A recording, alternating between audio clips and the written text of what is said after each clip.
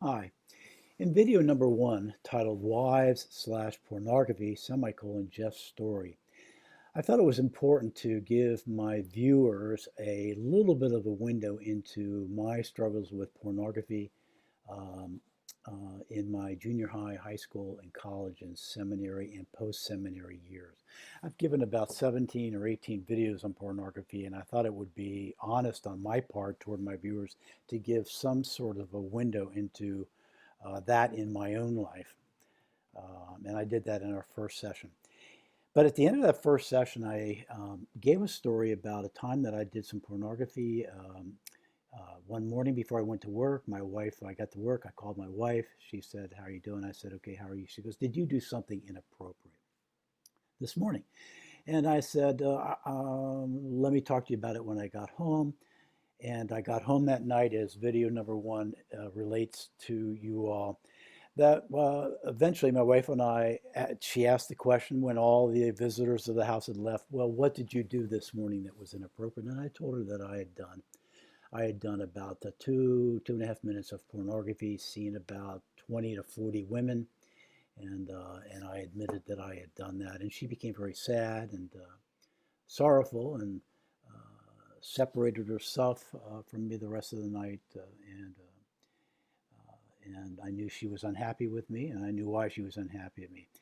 And she said the next day, "Well, we need to talk about this." And so I went off to work, did my work, came home, and sometime that night she and I had a very brief conversation. And that's what I'd like to pass along to you, and particularly to the wives. I'm going to tell you what my wife said. I think there's a lot to be learned from what she said. There's a lot that needs to be understood behind it, and the application of it is in the lives of others. But here's what happened in my life, and I'm glad it did happen. So I told my wife what I had done, and the night before, and so she said, "Jeff, here's what I had to say. You know what? If you want to do pornography, you can't. I'm not going to try to stop you. I'm not going to hinder you. I'm not going to try to stop you. I'm not going to be the pornography police. I'm not going to look over your shoulder. I'm not going to ask you. I'm not going to nag. You know what? If you want to do pornography, you're going to do it with or without my consent. And if you want to do it, then I'm not going to try to stop you. We'd be getting into some things that, no, just not my. I don't want to do that, and I'm not going to do that. If you want to do it, then go right ahead.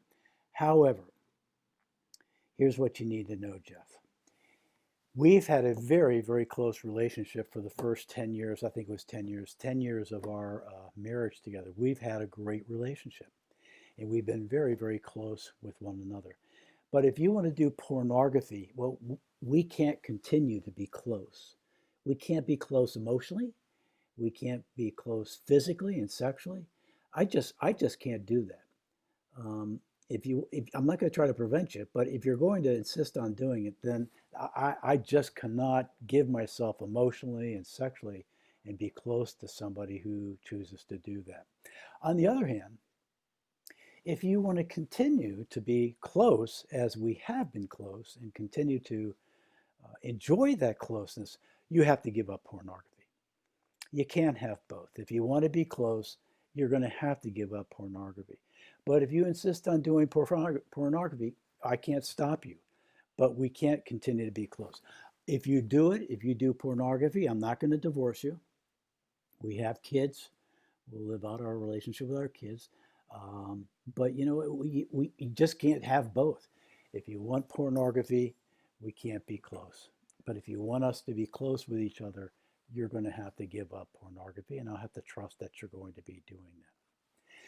Well, that was, I've thought long and hard and many times about that conversation and what my wife had to say to me at that point. And it was the perfect thing for her to say to me.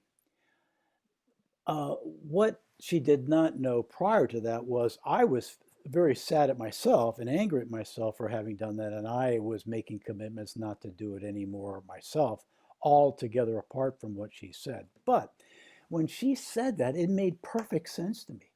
How could I expect my wife to be emotionally close and intimate with me emotionally and psychologically and mentally and recreationally and physically. How could I ask her to be close to me and vulnerable to me and naked with me when I'm doing this thing on the side with pornography? It made perfect sense to me. You can't have, Jeff, you can't have it both ways.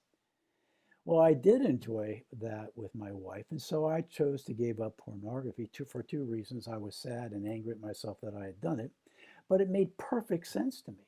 How could I ask any wife to be close emotionally and sexually and otherwise and intimate and vulnerable when I'm being intimate and vulnerable and sexual with somebody else on the internet? So it made perfect sense to me. And so from that point on, I have committed myself not to do pornography, and I've been good for my promise. And I'm now 69 years old, and my goal is to continue to live that way in faithfulness to my wife, in faithfulness to God as well, and living out the remainder of our days being very close. It's not to say we haven't had ups and downs. Of course, like every marriage, we've had difficulties and struggles, but we've worked through those and been able to, working through those things well, to reestablish a closeness with each other. Anyway, it made perfect sense to me that that's what she would say. I admired her and I respected her for having said that. But again, it just was crystal clear to me that she was right in saying you can't have both. Now, I think wives, it's helpful for you, instructional for you to hear that story in terms of my admission of doing something I shouldn't have done, but more particularly, what my wife said and why she said it. Because that might be something you want to consider thinking about, praying about, and considering saying to your own husband as well. But I know that the reason I want to share that story, we're going to be done pretty quickly here. This is going to be a shorter video, is because I know that there are couples who struggle with this much more deeply, much more frequently, and much more intensely than my wife and I did in that particular incident. And so what my wife said to me and the implications of that really needs to be unpacked for couples who are struggling with much more difficult, much more intensely and much more frequently than what I was struggling with in relationship with my own marriage. But nonetheless, I share that with you, give you a window into our life together, a little window. But I thought what my wife said was very, very appropriate. I think it's very appropriate for other women to say that as well. But I know it's more complicated than that for other couples. And for that reason, we have to unpack what my wife said and what we decided. There's a lot of unpacking that has to be done as that strategy might relate to other people who struggle with this matter. Okay, so this is video number 2, and we'll start to unpack that in video number 3.